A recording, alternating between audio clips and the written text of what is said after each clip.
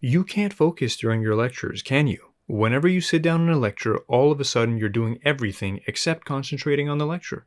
You're looking up shopping deals on supplements you don't even take, you're checking all your junk emails, and all the people you haven't seen in 7 years, you want to see what they're up to on Instagram.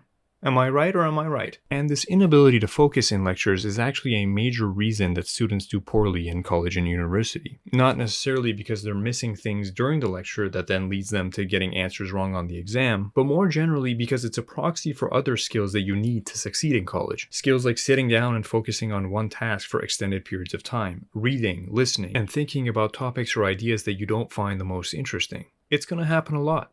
And if you can nail down staying focused in a lecture, these other things will come easier to you, and so will your whole university experience. Now let me be very clear, there's nothing wrong with you if you're struggling to stay focused on the lecture, because a great deal of professors are doing pretty much nothing to keep your attention. It's the exact opposite of advertising and entertainment, which is to keep your attention. A lot of these lectures are, objectively speaking, very dry and very boring. There is a reason that the only people sitting in the lecture are the students of the class, despite the fact that pretty much anyone could come and watch if they wanted to. So what can you do? Here's a strategy that has served me well. I call it both going on the defensive and the offensive. Going on the defensive here means protecting your attention from distractions.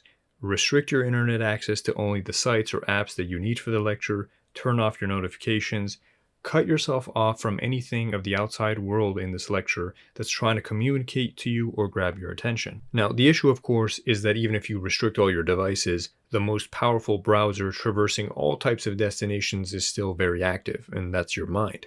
So that's where going on the offensive comes in.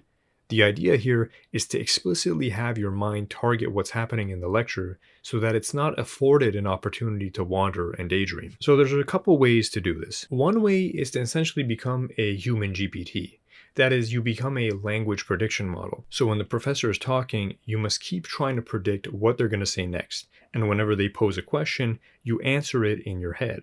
You're essentially doing the faux pas thing of repeatedly finishing someone's sentences, or at least attempting to. The challenge of trying to predict everything the professor is going to say next forces you to follow along to the professor's lecture line by line.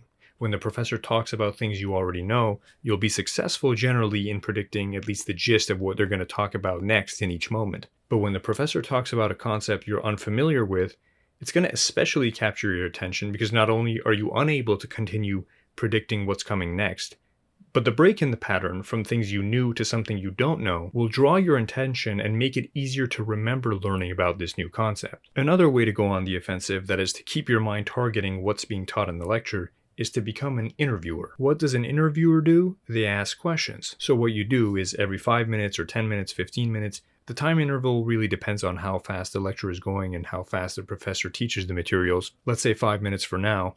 Your challenge is every 5 minutes you must write down a hypothetical question you would ask the professor about what they taught in the preceding 5 minutes. And so going back again to this dichotomy of concepts you're familiar with versus ones you're learning for the first time, if the professor spent the last 5 minutes talking about concepts that are new to you, then your hypothetical question can be direct questions about the concept, such as asking for re-explanations on things you find genuinely confusing or difficult in understanding this new concept. On the other hand, if the professor spent the last 5 minutes talking about concepts you're already strongly familiar with, so that you don't have any questions about understanding the concept, then your hypothetical question for the professor can be something tangential to this concept.